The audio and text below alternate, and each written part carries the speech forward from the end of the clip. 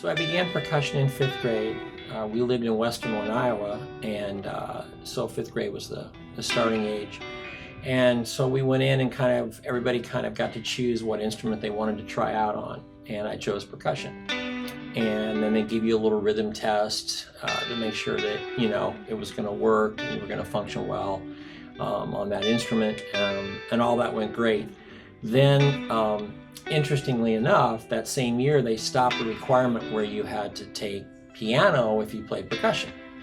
So as a 10-year-old, I was super excited that I did not have to play piano and I could just play the drums and, of course, the bell, the bell kit that no one ever wants to really play, right? And now I look back at that and go, oh my gosh, I wish I had taken piano. You know what I mean? Because it took me so much longer to acclimate to the keyboards and all that aspect of percussion because of not having that background. But my director was awesome. My high school director, I actually knew him when I got to 7th grade. He would come down to the junior high, and we had a really strong jazz program at Valley High School.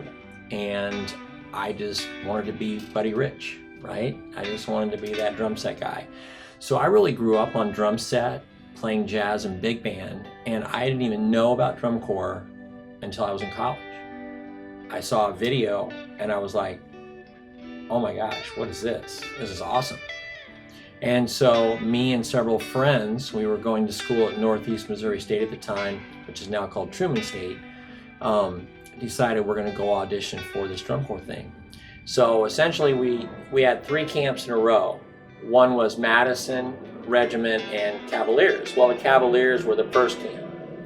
So we went to Cavaliers, Brian Callahan was teaching, and it was a real relaxed, flowing style at the time, and it felt so much like drum set, but with larger sticks on marching instruments, and we just ended up not going anywhere else. And that was my initial acclimation to the Cavaliers and getting started in that aspect of the business. Then eventually when I moved to Chicago, I got even more into playing the Latin styles of music and really falling in love with those. Having that background on drum set and all those styles of music, I feel made a huge impact on how I write and arrange. Because I always think about the music first, not the notes, and then within the rudiments, there's certain musical directions that certain rudiments have and how they feel and how they motivate things.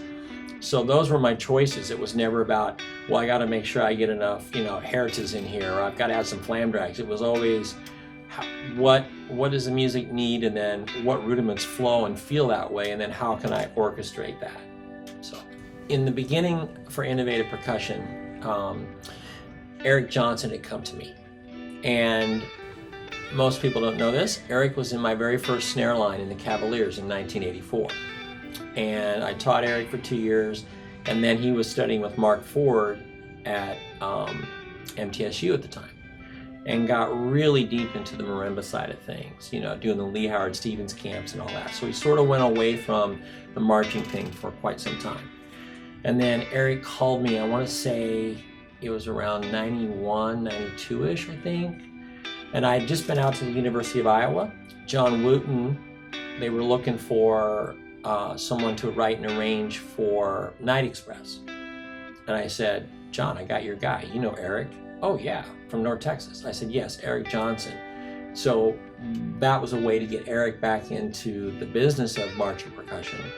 And then eventually, 3 years later in 95, then we ended up bringing Eric on. It was Brian Mason was the arranger at the time, but Eric came on and started teaching the front ensemble. Well, at that time, Eric's making mallets in his garage, and he just starts bringing stuff. And as he's bringing it in, we're loving it more and more, and he's just doing his thing. And Cavaliers sort of became Eric's testing ground, which was lucky for us because it was incredible sounds. He's an incredible teacher, but it really gave us a chance to hear what we liked and didn't like, and to not just put a product out there that's been played in a showroom or a warehouse, but something that's really been used in a competitive situation on the field. So that's where the heavier core mallets came from, and then obviously that evolved. But I think at the end of the day, again, having that relationship with Eric from 1984, so many of us were all on these winding roads, and we cross, and then we keep going, and then, oh my gosh, 10 years later we cross again. That's the music business. It's a small business. So regarding the 3 different sticks I have now, the evolution was actually a rather simple one. The one consistent thing is a slightly more elongated beat. For me, it was about moving air through the drum, and the fact that marching drums tend to be a little tighter, because that head's like a trampoline. And when that motivates, that pushes air, that motivates the snare, so you get a nice full-bodied sound. And the way we drummed back in the early 2000s, there was a lot less dance and movement and, I guess, extras going on, right? And so basically, we were a 1 finger above the rim drum line, always very parallel, because you get so much more rebound and so much more feel from the stick. So originally, with that being a 1 finger situation horizontally, that stick felt really good, because man, that drum's working for you, it's coming back. When I went to the 2, I did that because I observed that, man, the velocities, because in 2000, man, we were playing like 200 beats a minute, which was like unheard of. Well, now that's like average, you know what I mean? And I noticed just the velocity of the riding and things were changing. So when I went to the velocity, it was for that reason. So it wasn't a huge restructure of the bead, because I still felt really like the color of that size bead. It was more restructuring the shoulder and just how quickly that stick came back. You have to work a little bit more, especially if you're 2 or 3, 4 fingers above the rim with the first stick, where that velocity will work great down here, but it also feels great up here. More body, movement, dance, things like that going on. I'm like, I just need a stick that facilitates the entire art form, not just the drumming part of it. So I felt like that was a natural progression. And then, after teaching all these years, I just got frustrated seeing young players, 8th grade, trying out for marching band, freshman, sophomore, who just couldn't, it was too much stick. And so there was all these bad habits. I'm seeing them in clinics everywhere across the country all year. And I'm like, okay, so we got to take some responsibility. This is not all on the kid. The kid's going to do whatever they have to do to motivate. I mean, if you go to the gym and you work out all the time and 300 pounds is nothing, great. But the average person is not going to go to the gym and feel good about that. And if you're teaching a younger line, you shouldn't have those heads. Don't look at drum corps tensions. That's not what you're looking for, because those kids can't motivate that. That's like a basketball with too much air.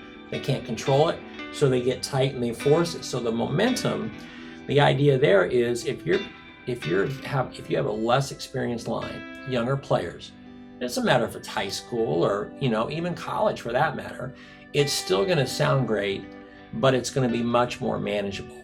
And I have a lot of friends now, especially in Texas, where the programs are so through composed.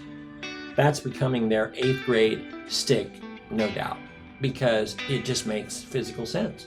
And then eventually, if they go up to that velocity, it's like taking a baby step, not like jumping off the cliff, so to speak.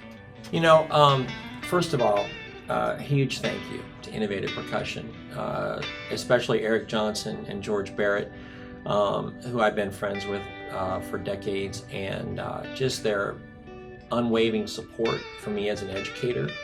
I think one of the main things that I love about the Innovative family is the fact that it does feel like family, and because Eric and I have such a close relationship, it's like I'm pretty lucky I get to come in town and I'm not in a motel. I'm in Eric's house that has a pool in the backyard.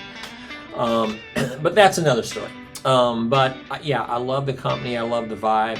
The people here are in it for the right reasons. Companies are built to make money, absolutely. But it doesn't ever feel like that's the priority. It feels like a better sound, a better product, something that's more musical, something that's more educational. I like that synergy. That's where I'm most comfortable. And I think that, having the pleasure to be able to use the product all these years, and to know that there's such a range of product for different levels of students or different groups, whether it's the university I'm working with or the drum corps or my high school. I know I can find what I need, and it's at my fingertips. So thank you, Innovative, for being, in my opinion, a 10 and being supportive of the marching arts.